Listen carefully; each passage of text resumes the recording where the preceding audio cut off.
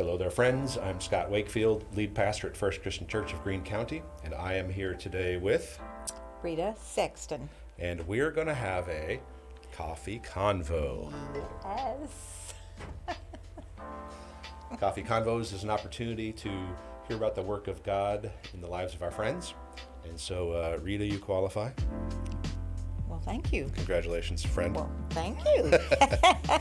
And so, who are you and how did we get to today? And what is a Rita Sexton? And whatever part of your bio you want to tell us. Well, I came here in the latter part of the 1960s as a child of Houston United Methodist Home for Children. Prior to that... Still in the same place where it is now today, yes, right? Yes. Yes. Yeah.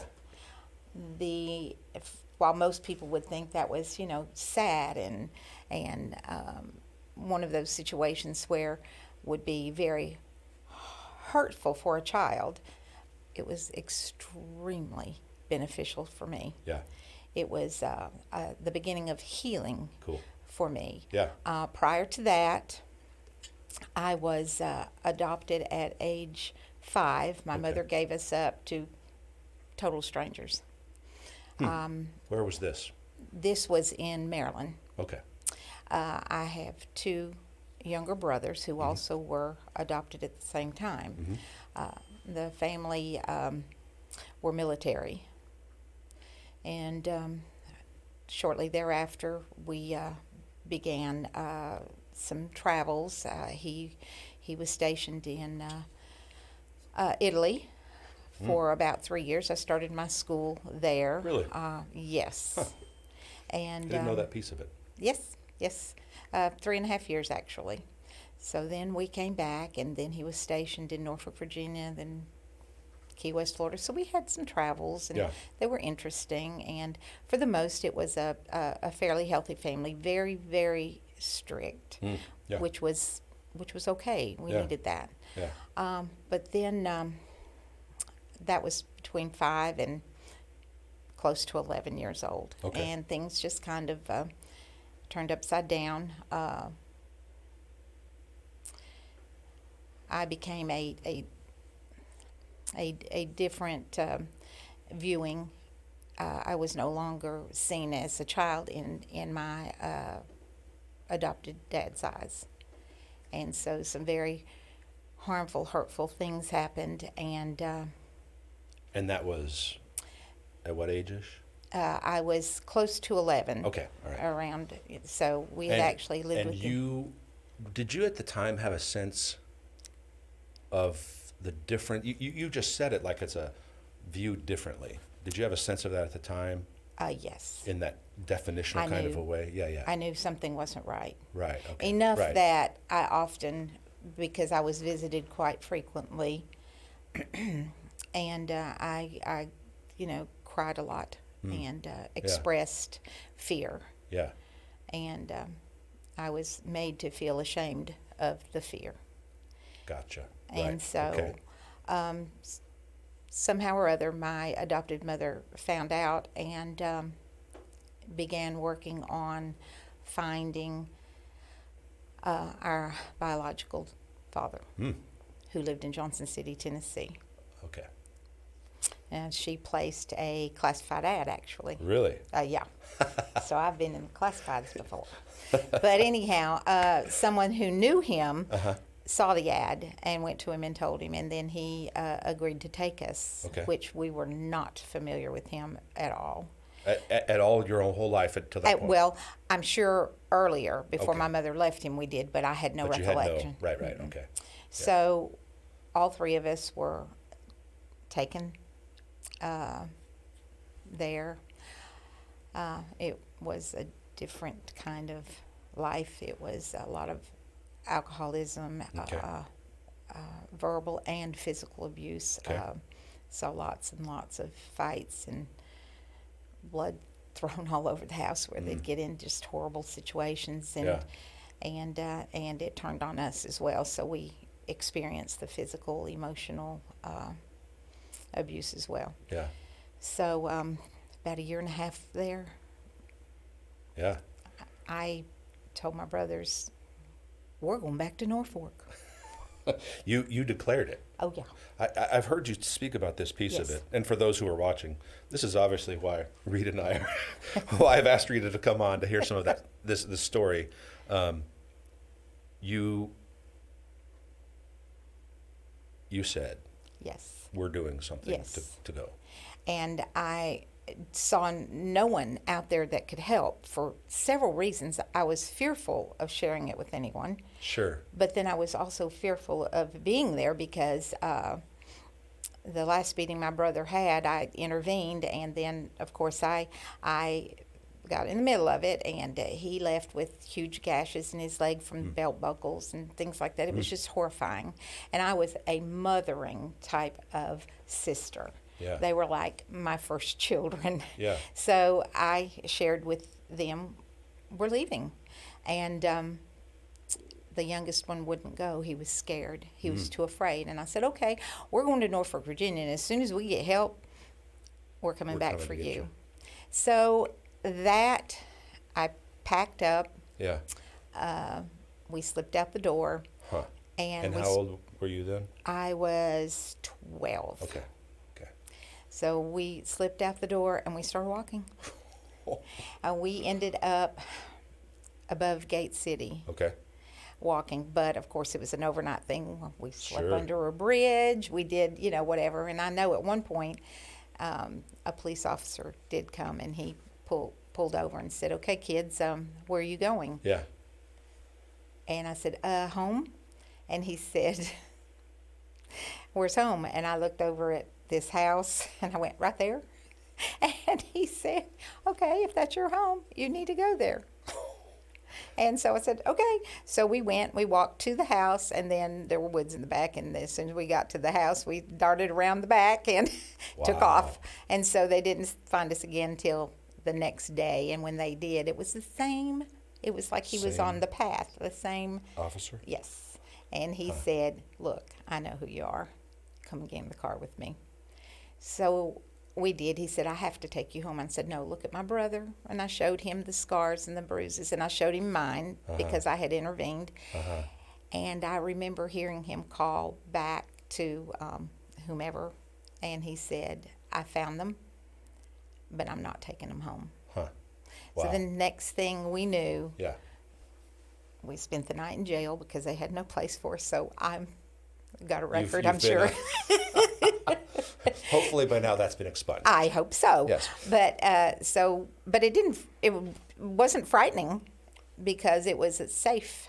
It was felt like safe. someone was going to be helping you. At Yes, least. and Yes. even the walls around that jail, I knew nobody could get to us, so Right. it was very safe. Yes, in its own way, it was much safer. Obviously. Yes.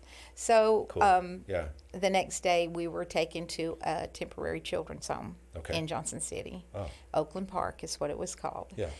And it was wonderful. It was just absolutely wonderful. And I just didn't know what the term temporary meant. So we had settled in. Yeah. And we felt like it was home. And we felt like it was going to be home. That's interesting. Yeah. Yeah. So when I started hearing that they had contacted our adoptive parents and told them that we were legally and binding their children, they could not unadopt us because, it was. Right. I, of course, got frightened. And I told them I didn't want to go. Yeah. Well, by this time, they had found my biological mother. Okay. And my biological mother wanted me to come visit her. Well, she had a new child, a baby, and I was excited about that.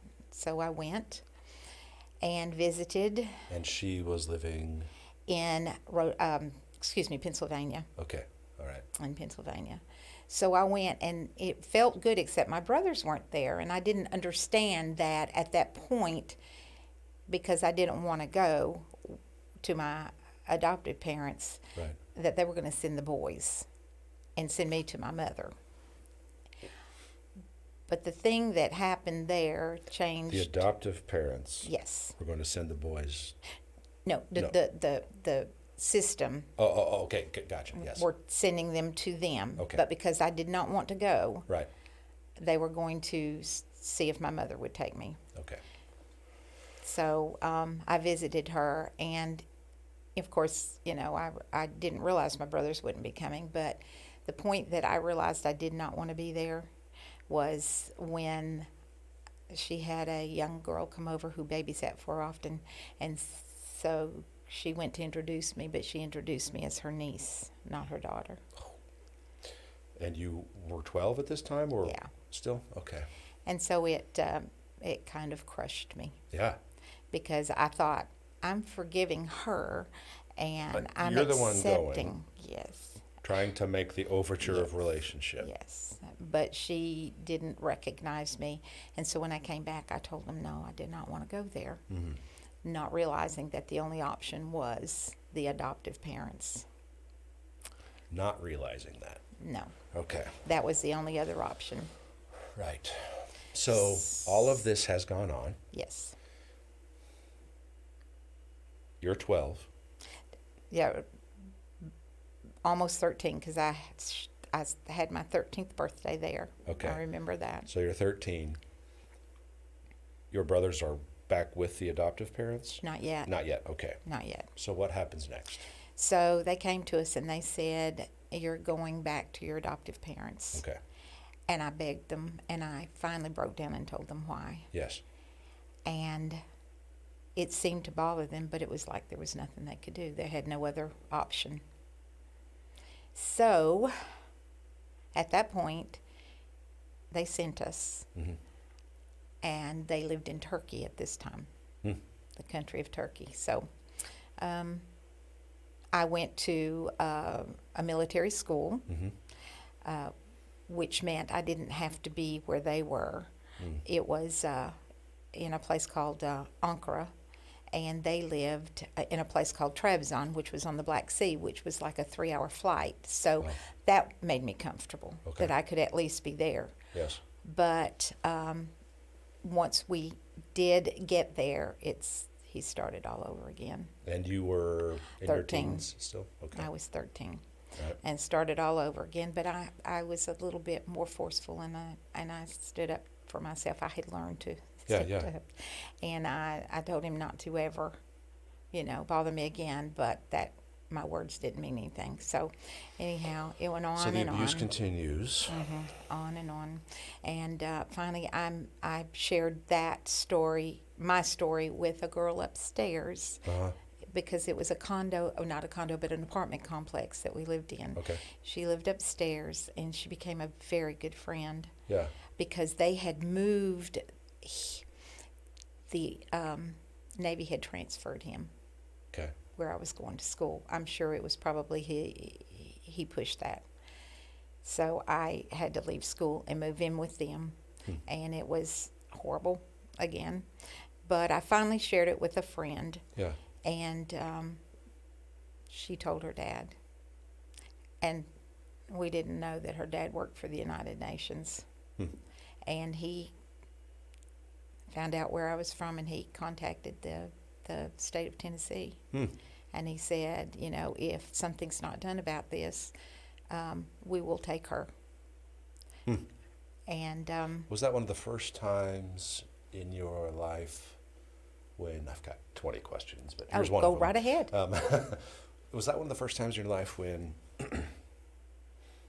there was a sense in which you spoke about the officer Yes. being in that jail overnight and Yes. feeling safer there? Yes. But was that one of the first times where you felt a sense of a father, security, protection? It was an awesome feeling. It was because all of a sudden I realized that there was something out there. The only real caring that I ever felt was what I felt for my brothers. Right. And then what they gave back to me. Sure. And so, yes, it was like amazing. But then I didn't know if anything was going to happen, so I started going on my own. I found a counselor. I was just 13, and I asked somebody if there was anybody that could talk to someone like me that was having some problems. Well, a friend of mine said, yes, there's a friend of ours but it just so happened that he was in the Navy. And so I didn't know that. I didn't even think about anything like that. Right. So I told him, but I did not go in a way that was saying this man is doing this to me, or this man. I went with, this is happening to me. What am I doing wrong? Mm. And So you went with a victim thinking and that I was doing something that you were the problem. wrong. Right.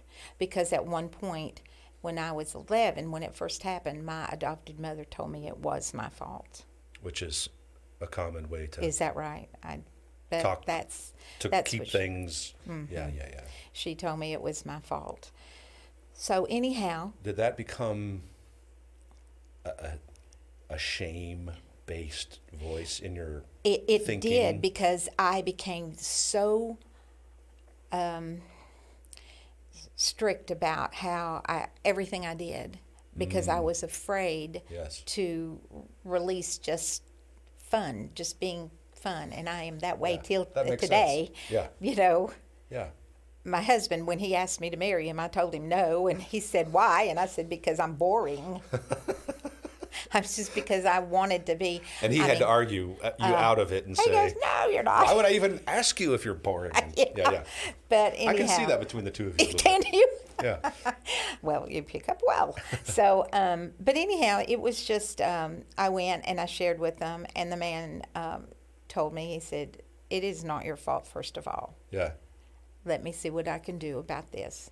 Well, when I left, I got home late, of course, and I was challenged because I was late. Where were you? What you were doing? Who were you with? You know, and I finally said, "Look, I went to see somebody to get help, to see why I'm causing these things." And she wanted to know who, and I told her, and the first reaction was, "You just cost your dad his job." So then I had that guilt. So anyhow, to say that was a pretty sight is the farthest thing from it. I was hoping that there would be some resolution there, but there wasn't. And so probably within 2 weeks, I was on a plane headed back to the United States. And she came with me, and we went back to Norfolk, where she had friends. We stayed with them while she tried to find some place for me. Okay. And that happened to be Holston Home. So that's when you came to Greenville. Yes. And how old were you then? It was the summer of my sophomore year. I think I was 14. Okay. And I turned 15 right before school started. Okay. Where were your brothers? They stayed behind. Okay. But she did go back and he had changed all the locks, and she couldn't get in the house, so she went to court and got the brothers, and they went back to Norfolk, and they had a home there, and so they stayed there. And So yes, Holston was healing. Very. Because they was safe. Okay. They taught me about Jesus. Mm-hmm. It took me several years to actually understand about giving my heart and life to him, but at least I heard the message. Sure. And it felt good. Yeah. And it was like an extended family. There were so many kids who had so many situations. I didn't hear of any in particular. I just know they were in pain and they were away from their families. Nobody talked about what had happened prior. But it was a very warm place. But then it wasn't just that. It was school, high school. It was absolutely wonderful. The people there were, I can't even begin to tell you. Just like the first day of school, we rode on the Holston Home bus. Yeah. And I remember looking out the window and all these lines of cars and kids hugging their parents and parents kissing their kids. And, you know, I just felt so different. And that's what I wanted. But unfortunately, you know, so I can remember getting off the bus, a very feeling very different. You know, you've got Holston Methodist Home for Children on Right. the side of the bus, and you're getting off that bus, and I can remember walking up the front steps, never looking up, looking at my feet, walking up those steps, opening the door, going into the door, and I kept my eyes on the floor, not knowing where I was going, and I remember, what am I doing? What am I doing? And then all of a sudden, a set of feet, shoes actually, not feet, Right. came up and stopped me, and it was a voice of a girl, and she said, "Hey, I want to be your friend." And I looked up at her, and she is still my friend. Cool. And so that broke the ice, basically. I was able at that point to look up, look around, look at people. People were smiling. Teachers were in their doorways. You know, it just, one person made that difference. Yeah. So anyhow, it was a great 3 years in high school, just wonderful. It was between high school and Holston Home.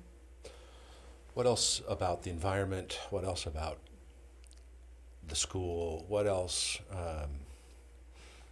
It was a sense of, obviously, purpose for you. You're learning things, opening up a world of possibilities and opportunities, and thinking about your future in ways you hadn't. What else were some keys that unlocked some of those experiences for you that was healing and helped you? People, certain experiences, what? Well, all of a sudden I noticed that people noticed that I was somebody, that not somebody as in the sense, Oh yeah, you sure, know, sure. that But that I was you were actually, human. yes, That you had feelings and your own thing exactly going on in your life. Yes. exactly, and they, I mean, I was chosen to be secretary treasurer of the class. I couldn't tell you the first thing about what that responsibility was. And I finally told them that I didn't have a vehicle to get there and back. I had no way to come to meetings, you know, and things. And so they understood that. And so they went ahead and elected somebody else. But just the fact that they even wanted to bring me Was in a big deal. Yes, it made me feel very special. Yeah. Teachers were overboard with compliments of when I did do well. Huh. And if I didn't do well, they made sure that somebody helped me. If they couldn't and have the time, they made sure somebody helped me, Yeah. which I had a lot of catching up to do. There was so many things in my life that just went from one thing to another. I just didn't have time to concentrate on scholastics. Because you were in survival mode. Yes. Yes. And, but they never degraded me for anything. They Yeah. were there to help me, and I felt it. I mean, these simple things may not mean a lot to some, but it meant everything to me, and it really did make a difference Cool. in my life. Yeah. I mean, my direction. So what happens next? So, senior, getting ready to graduate, I was a senior superlative. I was on the homecoming court. I mean, just all these things that just like, I mean, I know that those things are just things, but Right. it was uplifting, and it made me not feel like I was in a closet, that people respected me, which was a big deal because I had never truly felt respected. I didn't even really know what that was, even though I was told I needed to respect people. Sure, right. You know, I didn't feel it. But it sounds like a lot of that respect of people was a piece of a manipulative system or something yes. going on that was keeping you here Yes. and not helping you become a person worthy of respect. Exactly. Yeah. Exactly. Okay. Yes, sir. So, Yes. where do we go from Holston? And catch us up a little more. And who does Rita Sexton? Who does Rita become next?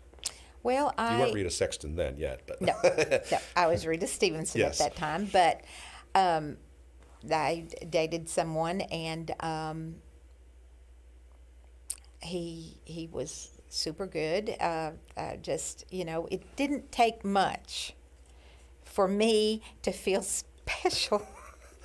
He sent his mother to buy me some new clothes, and I just thought, oh my gosh, this is fabulous, because that just didn't happen in my life. So somebody bought you clothes and you said, "Oh, are we getting married now?" Yeah, pretty much. Practically. Pretty much. No, I just we were dating at that time, and he was just very sensitive at that time, and his mother was definitely. And what I fell in love with, now this is strange, but what I fell in love with, I really, of course, cared about him, but what I fell in love with was his mother and his sister. Okay. Their relationship. Yeah. Did you have a sense of the healthy family dynamic, some of that? With her and her daughter, that's what I zeroed in on. Yeah. Because that's what I think I missed. And I remember thinking, this is what I want for my children. So let's fast forward a bit. Yes. How has growing up, young Rita, affected how you parented and how you mommed and how you have raised your own kids and cared for your own people? I tried really hard. I made my mistakes, just like everyone does. At that point, I didn't think I was, but I look back now. Right. Sometimes they remind me of it, But I put everything into them as best I could for the situation I was in. Sure. And I just I didn't have good examples to go by, so a lot of times I did what felt right. Okay. And sometimes that can overwhelm a man. Yes. Meaning what? Meaning that you might pay more attention to your children than you do your spouse. Sure. And I was told that. Okay. But I didn't know what else to do. I can't stop, but, so. And some of that's how God makes us. Okay. Some of that's how God makes us. Okay. Sure. Yeah. But so that didn't go very well for my marriage, and it dissolved, and so I can take a lot of that blame myself, but at the point I didn't see it as my fault, but I look back now and I think maybe it was somewhat. So you think you over nurtured, over poured in, over momed in some at that ways? point, yes. Yeah. And we all do things like that in response to what we've grown up in and what we've been used to.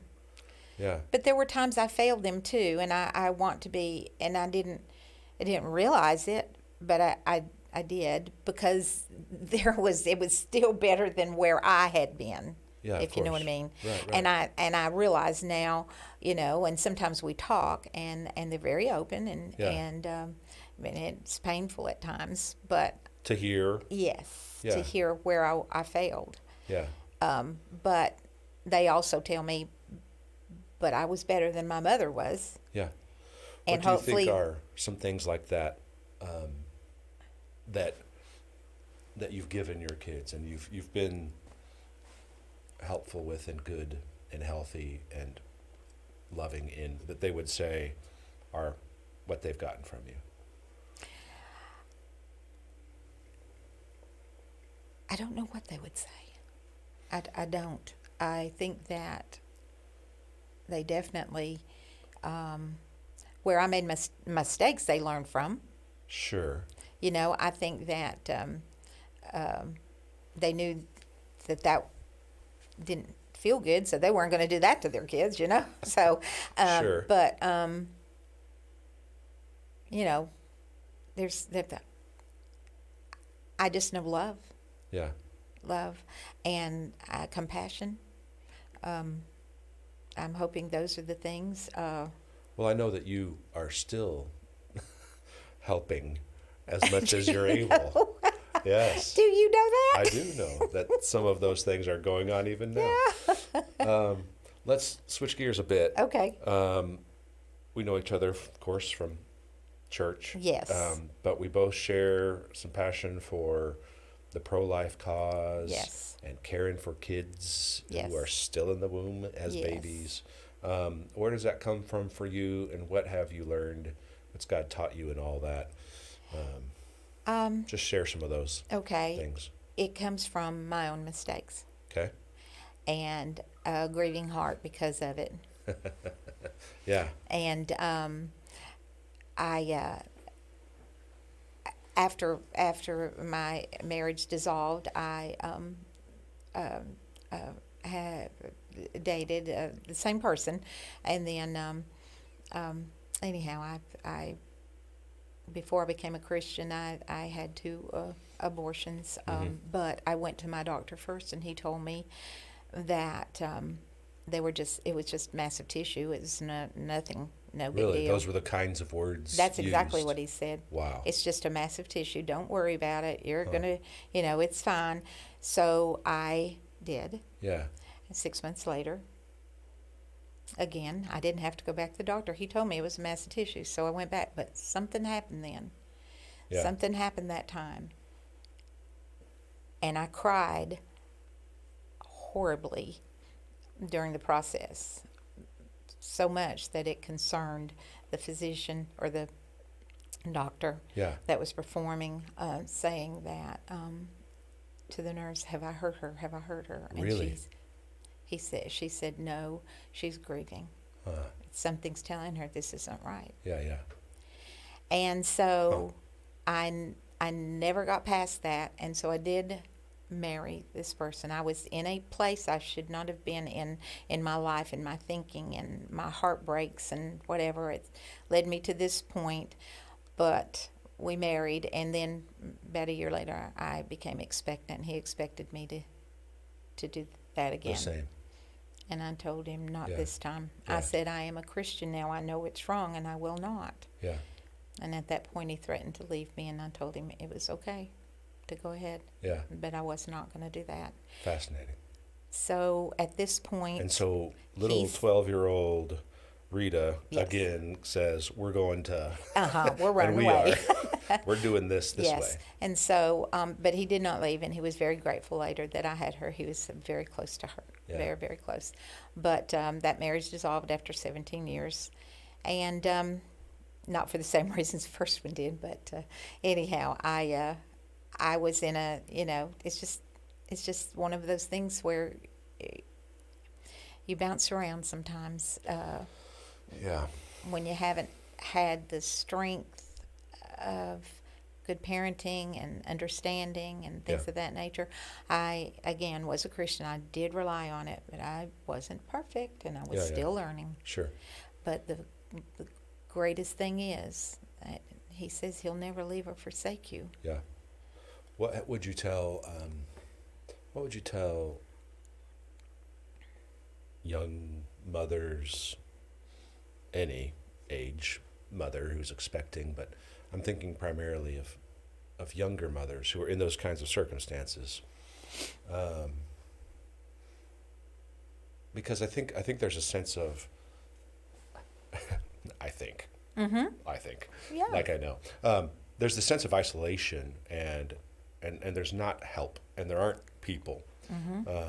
You must have felt a lot of that. I did. And what you felt in those moments was a lot like what you'd felt as a kid. Yes. There's not safety around me. There's no one helping me lead this and protect this. What would you say to those who are experiencing that? Basically, that's a lie. Yeah. There are people.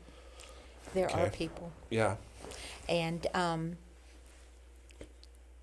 sometimes you just have to say, there is an embarrassment.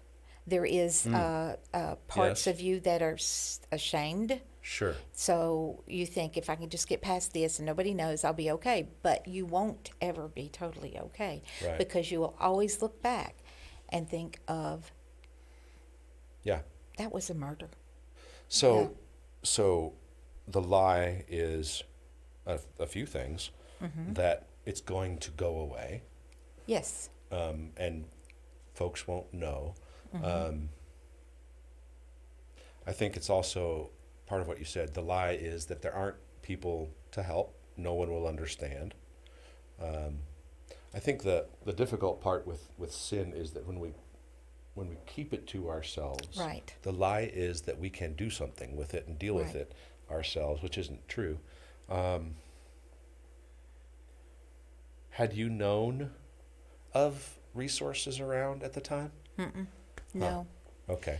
No, nothing. I just knew that I was caught in the middle. I feared for my other children. I feared, in the sense Sure, that yes. would I lose my children? Would I, because I'm in a situation where I shouldn't be. But, and that was a major. I mean, I love my kids, but then I also think now, I loved them. I should have loved the ones I carried as well, because Yeah. they are just as precious. Yeah, and you do. What can people do to help those who are feeling that kind of isolation or loneliness when they're in their own stuff? Always be a friend to Okay. any and everyone. I mean, people need to know that there are people out there that care about you no matter what. And oftentimes, even though you may know somebody, you may not relay that kind of a message. We need to be open. We need to be the kind of person and people that are so open that people see the love, Yeah. and see the caring, and like I said, oftentimes that doesn't happen. Yes. I think when someone knows, hey, he may care or she may care, even if it's not about the particular issue, Right. care about me as a person, Yes. is interested in being a loving person with me and to me and around me, that is the in, Yes. regardless of the specifics of the person's situation. Right. Yeah. And I think that too, that sometimes the devil can lie to you and make you believe that you cannot share with that person because they're so good they won't understand this. But they need to know that's not true. And if they can see that you accept them, they're going to be more apt to come to you with their issues. Yeah. I just, if I could go back and change anything, I wouldn't change one thing except for the mistakes I made. Sure. But Sure. everything else God has used, like Scripture says, He takes bad and makes good. And I feel like He's done that. But you have a choice Yeah. to get on that road that's better than the one that. And self-pity isn't going to do it. It's not. Was gonna that one help of you the get hardest? What other things like that would you name were hindrances and difficulties for you moving forward? Self-pity?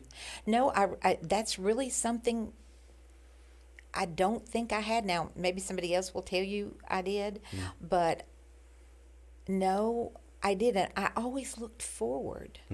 I tried to always look forward. I always wanted a better day. And I can remember at one point, this part that I've shared with you, the ugliest part of my life, was a point where I made this statement. Because my whole life, even with everything that was going on, I wanted to be a good person. I can remember saying, I just want to be good. I just want to be good. I think within that, it was because I knew being a good person also brought respect. But at one point, that point where life went crazy, I can remember saying this. I remember saying, this being good ain't working. And that's exactly what I said. This being good ain't working. Huh. And so That's fascinating. my life kind of took a nosedive. Huh. Yeah. But once I understood more once I became a Christian, Yeah. I began seeing things differently. And was that, this being good ain't working, was that a moment of, because we reach a bottom Yeah. until we reach a new bottom. Yeah. And then we realize, Yeah. was that a coming to the end of yourself? I think so. I think I just thought, I'm giving up on being good. Wherever it takes me, and Yeah. it lasted a while, longer than it should have, but the Bible says, for people such as I, it says, when your mother and your father, not mother or father, mother and your father forsake you, I will take you in. Yeah. So he let me stumble around a while. So you've always been a fighter. That's part of how you have gotten to today, and hearing your story and knowing some about you. Where's that come from for you? I honestly think maybe the strength was actually kindled by a little bit of anger, but I didn't utilize a typical anger. Yeah. I utilized it as a warrior, and I was going to get past this. Yes. And so there was an inner strength to get past. Yes. To fight. Yes. To be that good person I wanted to be. Yeah. But I couldn't do it on my own, and God let me know that, and I am so grateful. Yeah, that's cool. Yeah, I am so grateful, but he let me try. Absolutely. Yeah. Yeah. So we always like to end on a couple questions. Thanks for sharing your fascinating story. It's cool to hear about how God has used your life to ultimately teach you about himself. Exactly. What are you learning? What's God teaching you? What are you learning right now? And what are you excited or encouraged about?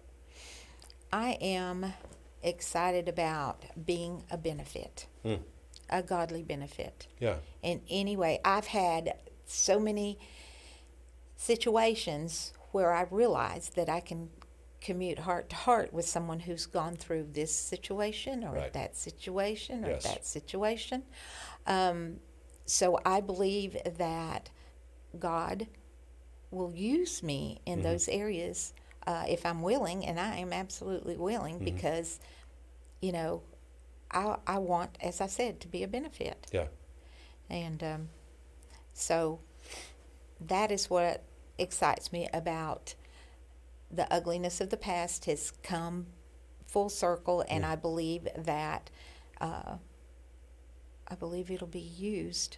Yeah, to be a blessing. Yeah.